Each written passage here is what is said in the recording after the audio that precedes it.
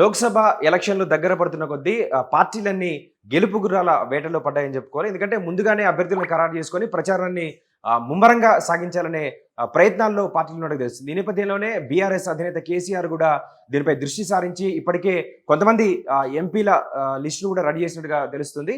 వాటిల్లో ఒక ఇద్దరు ఎంపీ స్థానాలు పక్కగా పేర్లతో సహా మనకి కొంత విశ్వసనీయ సమాచారం వచ్చింది. దాంట్లో ఆదిలాబాద్ నుంచి గోడ నగేష్, అలాగే మెదక్ స్థానం నుంచి మాజీ కలెక్టర్ ప్రస్తుత ఎమ్మెల్సీ వెంకట్రామరెడ్డి కన్ఫర్మ్ అయినట్టుగా తెలుస్తుంది. వెంకట్రామరెడ్డి గతంలో మెదక్ జిల్లాకు సంబంధించి సిద్దిపేటలో ఆయన కలెక్టర్గా విధులు నిర్వహించి 2021లో రాజీనామా చేశారు.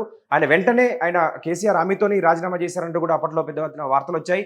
వెంటనే రాజీనామా చేసిన తక్షణమే ఆయన్ని ఎమ్మెల్యే కోట ఎలక్షన్లో ఎమ్మెల్సీని చేశారు అప్పట్లో ముఖ్యమంత్రి కేసీఆర్. తర్వాత ఆయన అంటే గతంలో కూడా ఆయన హరీష్ రావుకి, కేటీఆర్కి, కేసీఆర్కి అత్యంత సన్నిహితుడిగా పేరుంది. ఆ నేపథ్యంలోనే 2018లో సిరిసిల్ల కలెక్టర్గా ఆయన్ని నియమించారంటూ కూడా అప్పట్లో వార్తలు వచ్చాయి. అంటే 2014 నుంచే కేసీఆర్తో ఆయనకి అంటే మంచి బంధం ఉంది, మంచి ర్యాప్ ఉంది, ఫ్రెండ్షిప్ ఉన్నట్టుగా కూడా అప్పట్లో పెద్ద ఎత్తున వార్తలు వచ్చాయి. అయితే 2000 అట్లా సిద్దిపేట సమీకృత కలెక్టర్ దీన్ని కలెక్టరేట్ కార్యాలయాన్ని ప్రారంభిస్తున్నప్పుడు సిద్దిపేట కలెక్టర్ వెంకటరామరెడ్డి, అప్పట్లో ఉన్న సిద్దిపేట కలెక్టర్ వెంకటరామరెడ్డి కేసీఆర్ కాళ్ళు మొక్కడం పెద్ద ఎత్తున దుమారాన్ని అయితే రాజేసింది. సో ఈ నేపథ్యంలో ఆయన పెద్ద పాపులర్ అయ్యారు. తర్వాత 2021 ఆ టైంలో ఆయన కలెక్టర్గా ఆయన ఉన్న విధుల నుంచి రాజీనామా చేశారు. వెంటనే ఆయన్ని ఎమ్మెల్యే కోట ఎమ్మెల్సీగా నామినేట్ చేశారు. ఇప్పుడు ఈ మెదక్ జిల్లా ఎంపీగా కూడా ఆయన నిలబెట్టబోతున్నట్టుగా ప్రచారం జరుగుతుంది. మరో అభ్యర్థి ఆదిలాబాద్ నుంచి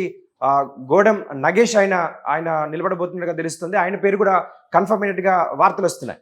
సో ఆయన కూడా పెద్ద ఎత్తున చరిత్ర ఉంది. ఆయన ఉమ్మడి ఆంధ్రప్రదేశ్ రాష్ట్రం ఉన్నప్పుడు అసెంబ్లీకి ఎన్నికైన అత్యంత పిన్న వయస్కుడిగా ఆయనకు పేరుంది. 1994 నుంచే ఆయన రాజకీయాల్లో ఉన్న చరిత్ర ఉంది.